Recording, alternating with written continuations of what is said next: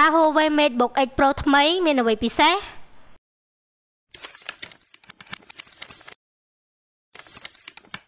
កាលពីឆ្នាំមុនក្រុមហ៊ុន Huawei បានបញ្ចេញកុំព្យូទ័រយួរដៃ model MateBook X Pro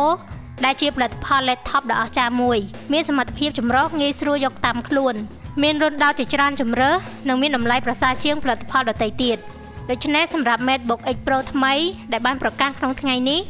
ហើយនឹងមានដាក់លក់នៅពេលក្រោយក្នុងឆ្នាំនេះផងដែរក្រុមហ៊ុន Huawei មិនបានធ្វើការផ្លាស់ប្ដូរខ្លាំងនោះទេវានៅតែរក្សាបាននូវការរចនាម៉ូដដូចដើមនិងមានចំនួនរន្ធដោតដដែលចំណុចថ្មីនៅលើ model ថ្មីនេះគឺវាមានចំនួនតិចតួចវាមានប្រព័ន្ធប្រតិបត្តិការលឿនជាងមុនបន្តិចមានការអាប់ក្រេតបច្ចេកវិទ្យា graphic card បន្តិចបន្តួចការអាប់ក្រេតរន្ធដោត Thunderbolt 3 បន្តិចបន្តួចនិងការផ្ដល់ជម្រើសឃ្លាំងផ្ទុកទិន្នន័យរហូតដល់ទំហំ 1TB ម្យ៉ាងទៀតក្រុមហ៊ុន Huawei ក៏រក្សាបាននូវកាមេរ៉ា webcam លេចត្រដែតឡើងដដែលដែលត្រូវបានបង្កប់នៅក្នុងជួរមុខងាររបស់ keyboard នេះក៏ជាលក្ខណៈពិសេសដ៏ចម្រូងចម្រាសមួយនៃ MateBook X Pro ដោយវាផ្ដល់នូវការថតវីដេអូមិនសូវច្បាស់សម្រាប់មុខងារ video call ប៉ុន្តែក្រុមហ៊ុន Huawei មិនបានគិតថាវាសំខាន់សម្រាប់ការផ្លាស់ប្ដូរឡើយសម្រាប់ model នេះព្រមជាមួយផលិតផល MateBook X Pro ថ្មីក្រុមហ៊ុន Huawei ក៏បានប្រកាសអំពី MateBook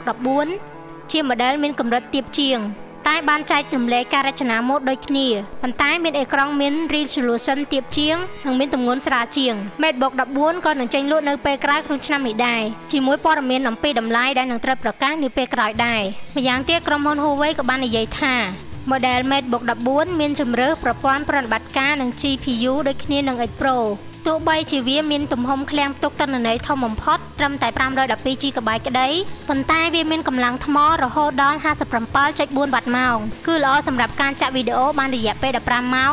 ឬការប្រើប្រាស់ web browsing បានរយៈពេល 10 ម៉ោងកន្លះដែលជាថេរវេលាយូរជាងថ្មរបស់ X Pro នេះដោយសារវាមានកម្រិត resolution លើអេក្រង់ទាបជាងលើសពីនេះ Huawei ក៏បានលើកឡើងថា model MateBook X Pro និង MateBook 14នឹងចេញលក់ក្នុងទីផ្សារសកលមុនពេលវាទៅដល់ទីផ្សារនៅសហរដ្ឋអាមេរិកនៅពាក់កណ្ដាលឆ្នាំនេះ model MateBook X Pro នឹងមានតម្លៃប្រមាណ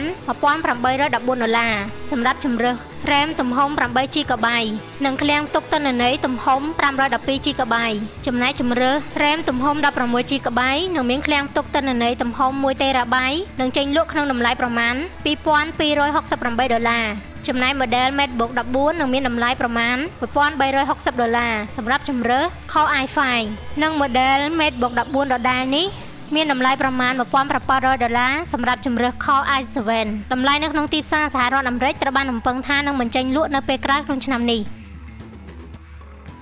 សូមចូលទៅកាន់ Channel YouTube របស់យើងខ្ញុំនិងចុច Subscribe ព្រមទាំងចុចសញ្ញារូបកណ្ដឹងដើម្បីបានទទួលព័ត៌មានថ្មីៗបន្ថែមសូមអរគុណ